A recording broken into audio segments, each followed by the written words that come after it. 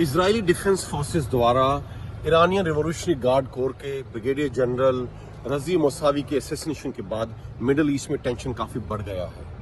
इसके बाद military activities तेज हो गई हैं और ईरान के प्रेसिडेंट का भी एक बयान आया है जिसमें उन्होंने कहा है कि इजराइल को इसकी बहुत भारी कीमत चुकानी पड़ेगी। इजराइल पिछले कुछ दिनों से अपने ग्राउंड ऑपरेशंस में काफ़ी सैनिक खो चुका है,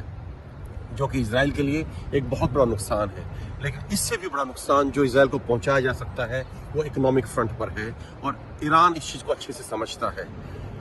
इजराइल एक बहुत छोटा सा देश है, बहुत छोटी जनसंख्या है, लेकिन ये अपने आप में एक बहुत बड़ी आर्थिक महाशक्ति है। इतना छोटा देश होने के बावजूद इजराइल दुनिया की 13वीं सबसे बड़ी इकॉनमी है और पर कैपिटा जीडीपी इजराइल का दुनिया में सबसे हाईएस्ट में से एक है।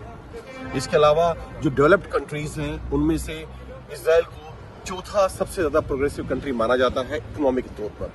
और इस वक्त जो चोट ईरान और उसके प्रॉक्सीज इजराइल को पहुंचा रहे हैं, सबसे भारी चोट वो इकोनॉमिक चोट है, क्योंकि जो ट्रेड है, पूरा मैरीटाइम ट्रेड इजराइल का, वो सिर्फ दो रास्तों से आ सकता है। एक दक्षिण से लाल सागर के रास्ते इलात के पोर्ट पर, या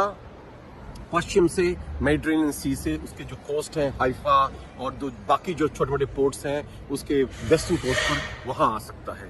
सदर्न पोर्ट इलात पर लगभग ट्रेड रुक गया है इस वक्त, क्योंकि जितनी बड़ी कंपनीज हैं जो मैरीटाइम ट्रेड में इन्वॉल्व हैं, जिनके मर्चेंट वेसल्स इजराइल के लिए ट्रेड इन और आउट करते हैं, वो लगभग सब ने अपने ऑपरेशन वहाँ कैंसिल कर दिए हैं। और अमेरिका ने जो एक ऑपरेशन शुरू किया था, ऑपरेशन प्रॉस्पेरिटी गार्डियन, वो कहीं ना कहीं विफल होता दिख रहा है, क्योंकि काफ़ी देशों ने उसमें से हाथ पीछे खींच लिए हैं। जैसे स्पेन ने आज अनाउंस कर दिया है कि वो उसमें हिस्सा नहीं लेंगे। इसके अलावा एक बड़ी उम्मीद थी कि सऊदी अरेबिया और यूनाइटेड अरब एमिरेट्स उसको ज्वाइन करेंगे, उन्होंने अब तक ज्वाइन नहीं किया है। तो जो दक्षिण से ट्रेड था, मैरीटाइम ट्रेड इजराइल का, वो लगभग जीरो पर आ गया है। जहां तक वेस्टर्न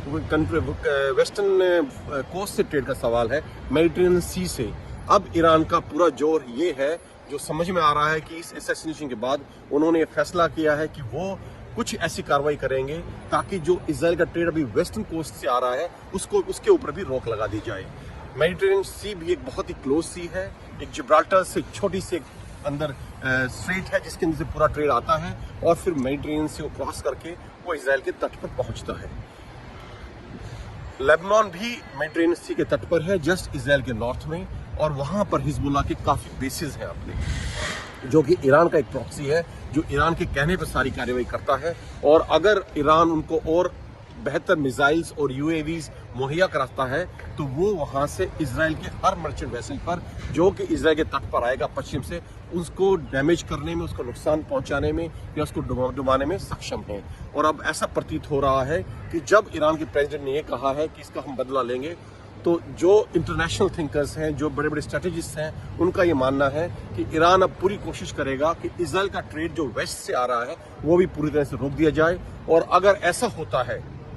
अगर इजराइल का पूरा मैरीटाइम ट्रेड बंद कर दिया जाता है साउथ और वेस्ट से, तो इजराइल के लिए एक बहुत बड़ा धक्का होगा, जिसको जज़ब करना शायद इजराइल के लिए बहुत मुश्किल होगा, क्योंकि जब तक इकॉनमी चल रही है उसके साथ ही मिलिट्री ऑपरेशन भी चल सकते हैं। इजराइल इस वक्त 4-5 फ्रंट्स पर लड़ रहा है, और अगर इकॉनमी को इतना बड़ा धक्का लगता है या उसकी इकॉनमी किसी तरह से रुक जाती है तो कहीं ना कहीं इजराइल के लिए मिलिट्री ऑपरेशंस को लंबे समय तक कंटिन्यू करना भी मुश्किल हो सकता है।